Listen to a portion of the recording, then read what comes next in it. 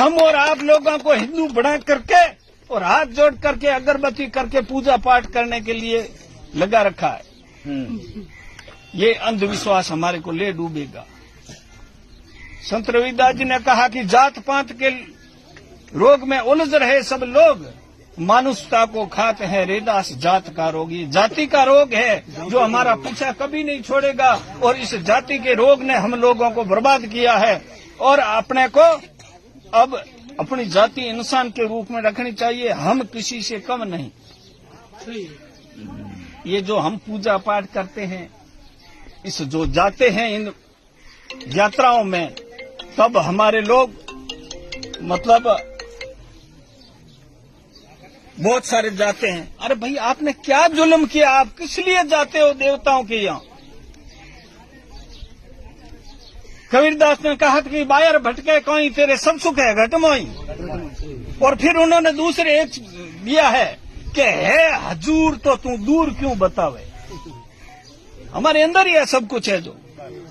और आपको मैं ये बताना चाहता हूं, जिसकी श्रद्धा है वो भगवान को माने, यीशु को माने, अल्लाह को माने। ये स्वतंत्र भारत है और धर्मनिरपेक्ष देश है। लेकिन मैं आपको कहता हूं ये धर्म के नाम पे बहुत बड़ी दुकानदारी चल रही है। कोरोना काल में सारे दरवाजे बंद हुए, आपसे किसी ने घोई मांगी, कोई यात्रा मांगी किसी देवी देवता ने? तुम्हारी बहन बेटी को कोई अंदर देवता आया क्या कोरोना के काल में? मैंने देखा घुटियां जो आती हूं करे वो आदमी और औरत को किसी को ही नहीं आई। देवता सबके पंड से निकल गए, एक मौत का भय सताने लगा।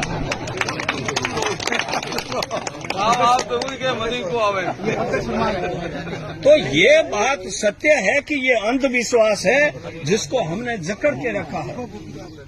हम लोगों में एक ही बाबा साहब के मिशन को मानो और अपनी बेटियों और बेटों को पढ़ाओ। और उसके बाद में मैं आपको एक बात के लिए जो मैंने सुना उसके लिए आपको इस 14 या 24 गांवों के परगना को मैं कोरोना पट्टी के लोगों को बात का धन्यवाद देना चाहता हूं कि आपने ओसर मोसर बंद करके, मीठा बंद करके दाल रोटी का सिस्टम किया है। उसके लिए आपको पूरी आपके पंच पटेलों को सबको धन्यवाद देना चाहता हूं कि ये समाज सुधार की दिशा में कदम उठाया गया है।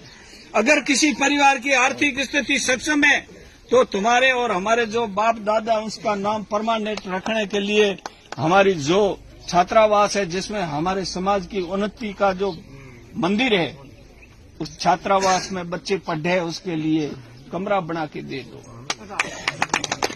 तुम आपके पास समर्थता है तो उसके अंदर कम पैसे ही दे दो।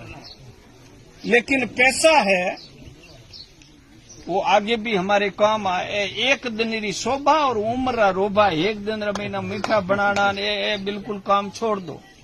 और मैं उसी क्रम में चल रहा हूं, हमारे वहां भी छोड़ा है।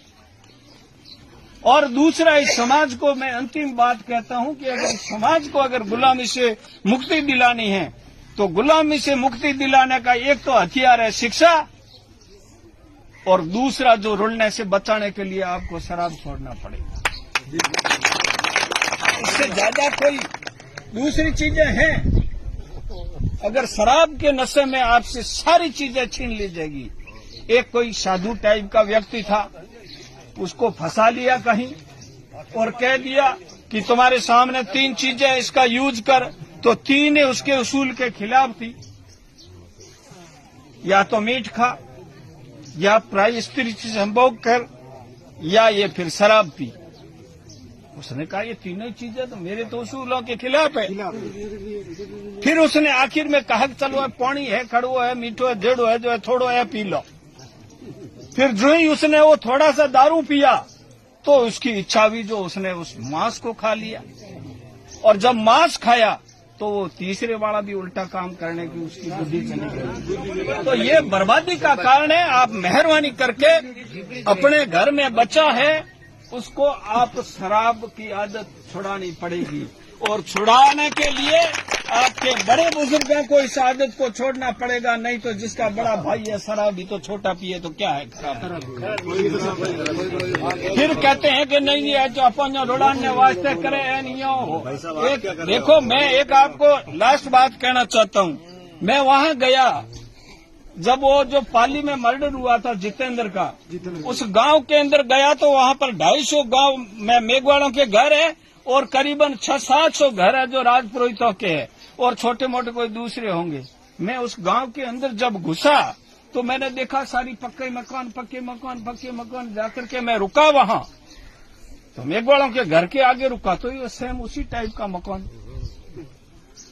मैंने कहा अभी तो मेघवाल और मोहल्लों तो कौन आए, क्योंकि जैसी दशा देखो वहां पे बाहर, तो क्या घर तो यही है। फिर वहां जाकर के मैंने पूछा तो 250 घरों के पास 1 इंच जमीन खातेदारी नहीं। आज इस परिवार के पास मैंने पूछा कि 200 बीघा जमीन है, लेकिन उससे भी ज्यादा हो सकती है, और उनके पास इंच जमीन नहीं। मैंने कहा ये फिर तुमने ये ऐसे मकान कैसे बना लिए?